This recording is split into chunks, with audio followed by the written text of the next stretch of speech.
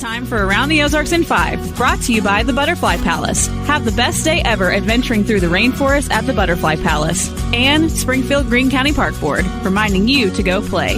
Here are your hosts, Ethan and Sarah Forhetz. And it is Tuesday, and here we are. I got a little rain last night, most of you, I think, so we'll start out a little soggy this morning, but here we are nevertheless. All right, here's some news for you. A Republic man is being treated for an injury that he suffered when he was hit by a boat propeller at Table Rock Lake over the weekend. 41 years old, he was apparently wakeboarding and fell. Then he was trying to get back onto the boat, got hit by the propeller. He was airlifted to a Springfield hospital. An Arkansas man, meanwhile, is in the Wright County Jail in Missouri after leading police on quite the chase, sometimes driving on the wrong side of the highway. The 37-year-old told police that people in Arkansas were trying to kill him.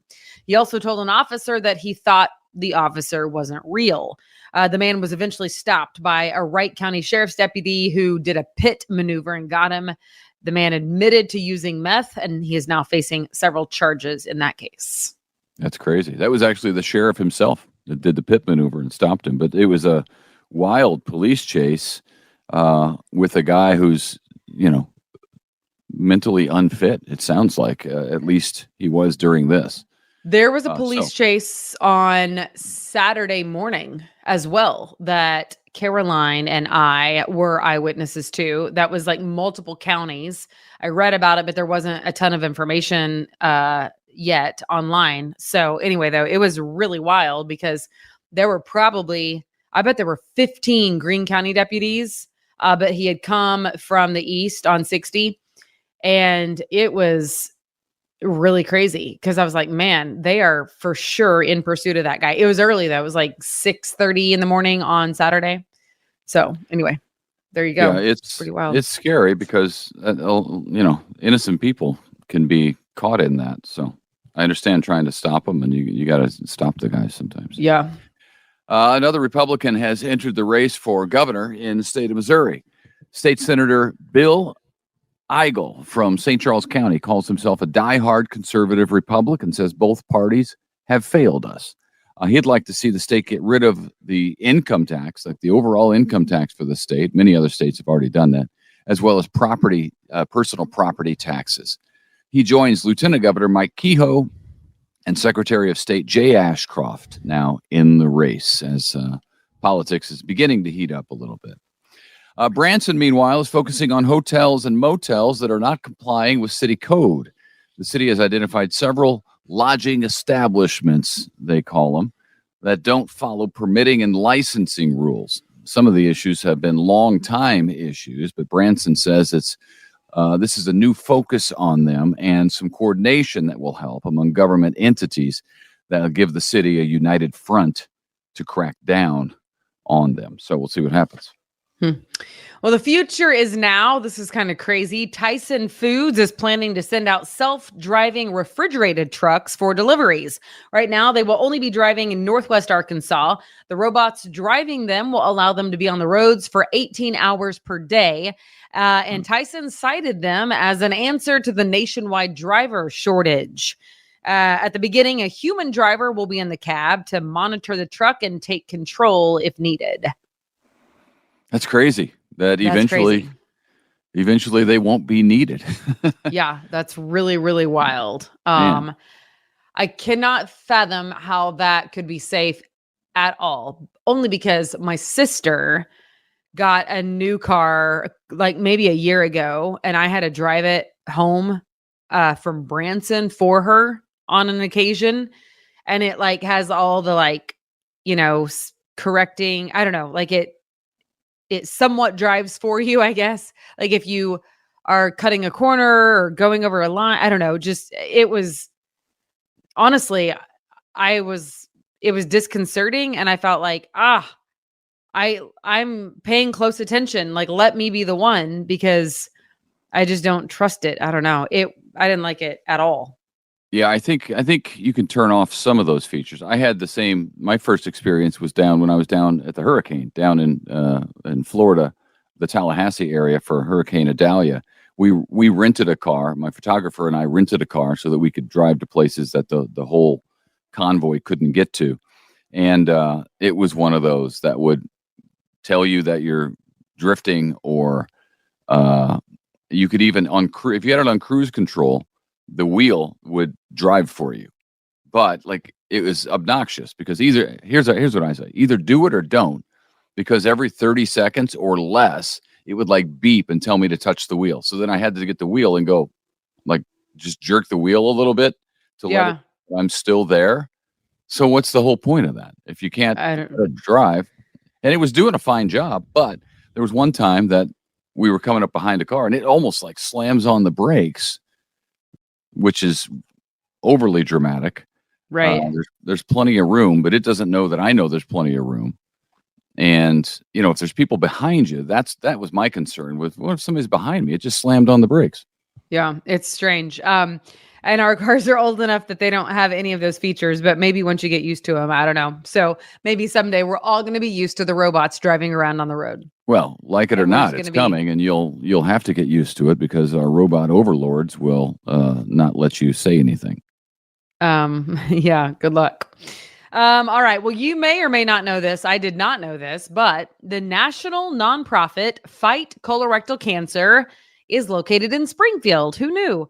It just wrapped up its biggest annual mountain climbing fundraiser. Climb for a Cure is what it's called. And this year they raised more than $200,000, bringing its total for the milestone amount of $1 million over the last 8 years. Fight Colorectal Cancer moved its headquarters from Virginia to Springfield 7 years ago. That's cool. Well, I'm glad they're in town. Good to have them it's here. Cool. I did not know that they had a Springfield address, so that's pretty cool. Good well, awareness about colorectal cancer is important, so good for them. This is good for the Chiefs and Chiefs fans. The standoff appears to be over. All-pro defensive tackle Chris Jones signed a contract with the Kansas City Chiefs. Comes just days, of course. The wound may be too fresh. This may be too soon. But it comes just days after the Chiefs lost their season opener, the defending champs. Jones did not play in that game against the Detroit Lions, nor did he report to Chiefs training camp in July, as all fans know very well. He did sign just a one-year deal with the Chiefs, so we could be reliving all of this 1 year from now. Interesting. We'll see. Interesting. Meanwhile, the Chiefs are hopeful that all-pro tight end Travis Kelce will be back on the field when they play in Jacksonville on Sunday. Kelce hyperextended his knee in practice leading up to last Thursday's game.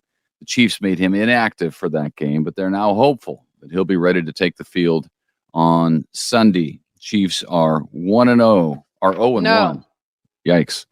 0-1 on the season, as I was talking about. And if they get Jones and Kelce back, it's a done deal, I think. I mean, yeah, come on. I know.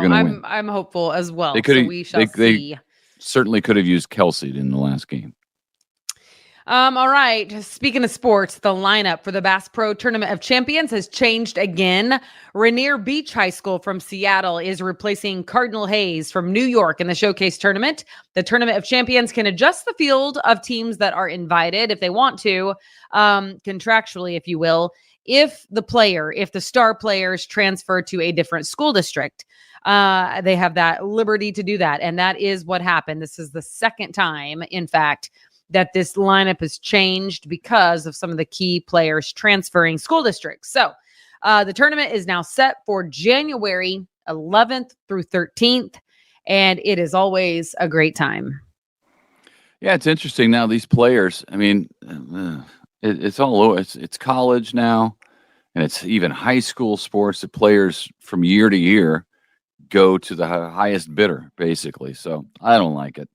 I don't like it either. And didn't Chris Jones, and I don't know the process like many super fans do. I'm not one, but I do feel like I learned a thing or two from just watching Albert Pujols. Right? Make the poor decision of leaving St. Louis for money. Right. Yes. Yeah. Yes. Yeah. But is there a parallel there? I mean, I know it's two different sports, two different people, two different contracts, but I mean, I think that he would say, I miss the Cardinals. I wish I wouldn't have gone. Well, yeah, the Cardinals were competitors I mean, World Series competitors at the time. They're not anymore. But he got traded to the Angels, who I think made the playoffs one time in the 10 years he was there. So, you get traded to a crappy team, but you trade that in for money, which, you get to a certain number of million and you don't notice an extra 10 or 20 million. You know what I mean? Yeah, that's that wild. was his deal. He was making so much money that between what the Cardinals were paying him to what the Angels were paying him, it was a big difference. But I don't know that it mattered in his life. He could still buy the best of everything. So, yeah, but he I'm did sad trade in for Chris Jones to only sign a 1 year. Honestly, that's disappointing. Well, and that would be the same thing if he left, because he's on a contender now. He's on the defending champion, and they're going to have another great year. Anyway, it's all about money. To me, there's something to be said about loyalty. Now, I'm also not turning down a $50 million pay increase. I would take that. Whoever, any TV station in town, if they want to give me a $50 million pay increase, I will go there. You're in. I don't care how terrible they are. I guess so. I don't care how terrible they are. All right. Anyway, this is you. A long lost piece of movie history is going on the auction block. This is a wild story. A model of an X-Wing fighter from the original Star Wars movie is going up for sale. Starting bid, $400,000. Listen to this.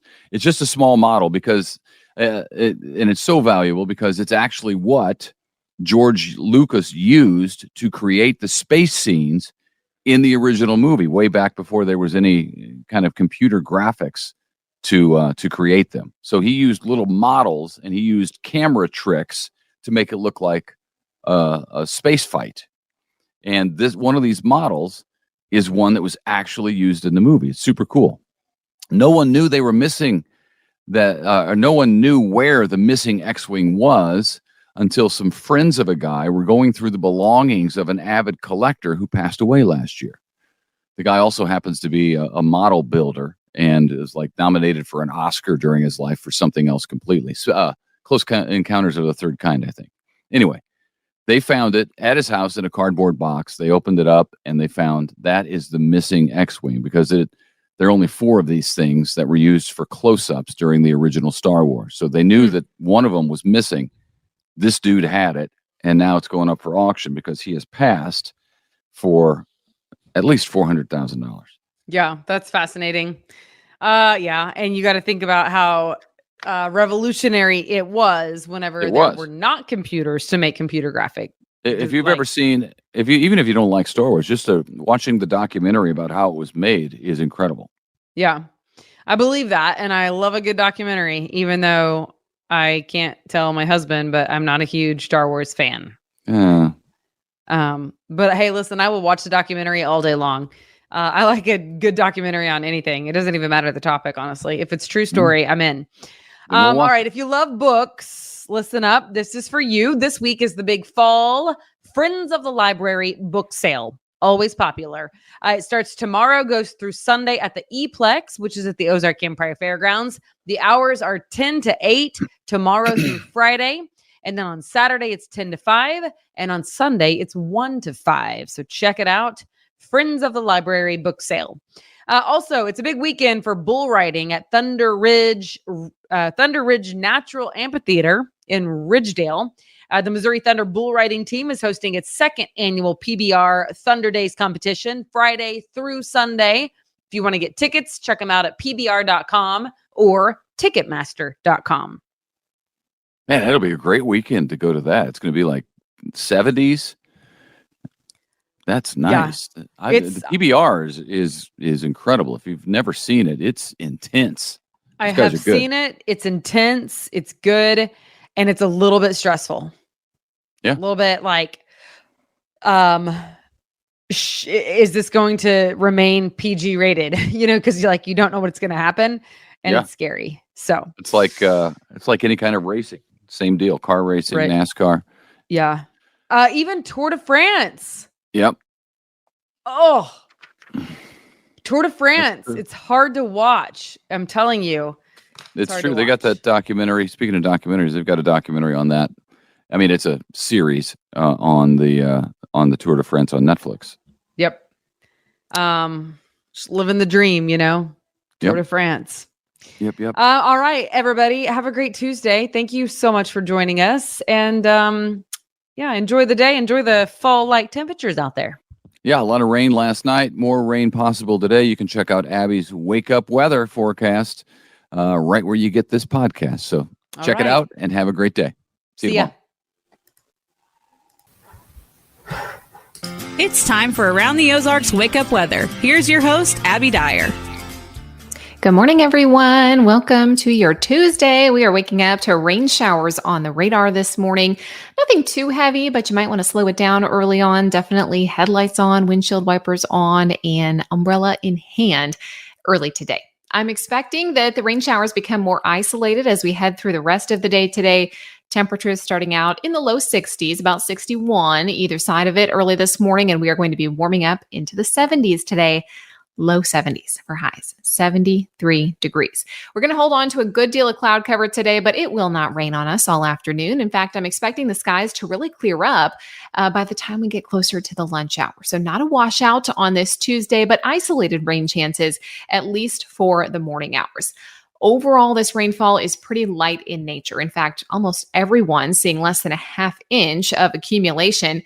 We would like more, but the cold front, it's pushing through, and behind it, we've got much drier air building in. That's what process takes place today. We'll see a northeast breeze in the forecast, 5 to 10 miles an hour. And the trend today is going to be to cool things off, and the cloud cover, well, it's not quite going anywhere yet today. This cold front, though, is now through, and we are going to enjoy the effects of that for the rest of the work week forecast. It is just going to be delightful. There's no other better way to put it. I mean, the weather is just going to be totally ideal. The leaves aren't falling yet. You can get those outdoor projects done. If you were looking for a good dry stretch with nice cool temperatures to do a project like painting or, some outdoor thing, well, I would take advantage of this week because it is just going to be too nice to miss out on.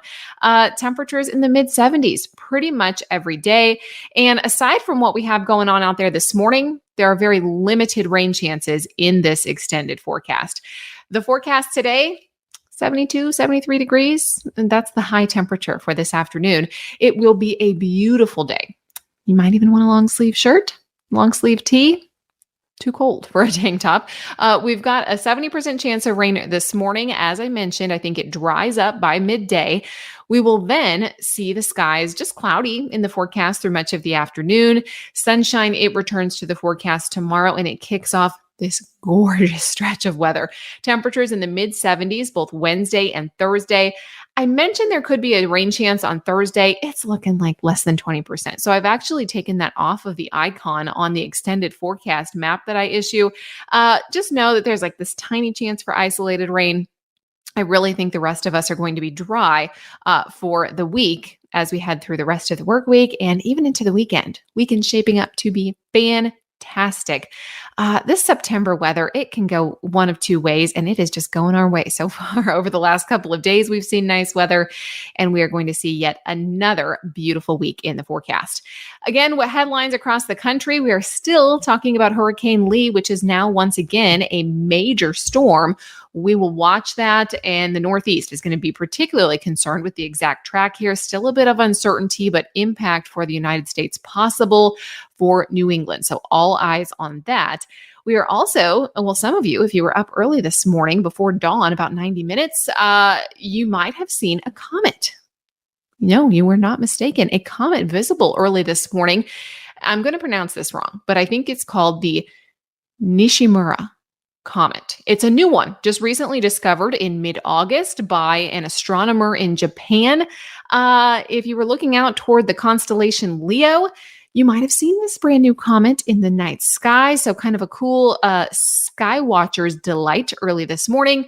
Of course, though, we did have the cloud cover and the rain chances. So visibility here in the Ozarks. If you saw it, consider yourself incredibly lucky because you might have gotten a bit of clearing. Those of you to the far northern portion of the Ozarks. Then we're going to see some cloud cover stick around for the rest of the afternoon. It's smooth sailing for us for the rest of the week. Let's get to our wake up weather brain twister question for the day. This one, kind of a fun one from yesterday. What is the official state insect of Missouri? And the options were A, a honeybee, B, a monarch butterfly, C, a pink katydid, or D, there is no state insect in the state of Missouri. If you listened to Wake Up Weather yesterday, I had Joseph on. He took a stab at this one. He went A, honeybee. He got 2 for 2 yesterday. Honeybee is the official state insect of the state of Missouri. Interestingly enough, I gave this question and then I saw a honeybee this morning. It was caught inside my screen. So it's fine. I let it out. But in 1985, so pretty recently, Missouri adopted the honeybee as the state insect, the official state insect of Missouri, joining Utah, yes. But these bees are easily recognizable by their orange and black stripes and their furry heads. I'm sure you've seen some honeybees out, and it's going to be a nice week for those pollinators because the weather just doesn't get much better than that, and the cold temperatures are not here yet. Here is your brain twister question that I will leave you with for tomorrow. What is the coldest temperature ever recorded in the state of Hawaii? Do you think it is 12 degrees Fahrenheit, 16, 29, or 34? Coldest temperature ever recorded in Hawaii? I will have the answer to that. And of course, another check of your forecast that's coming up tomorrow on Around the Ozarks Wake Up Weather. Thank you for listening this morning. And if you would like to check your weather forecast, if you need up to the minute info, check out the website, aroundtheozarks.com. We've got you covered there all day long. And I will chat with you again in the morning.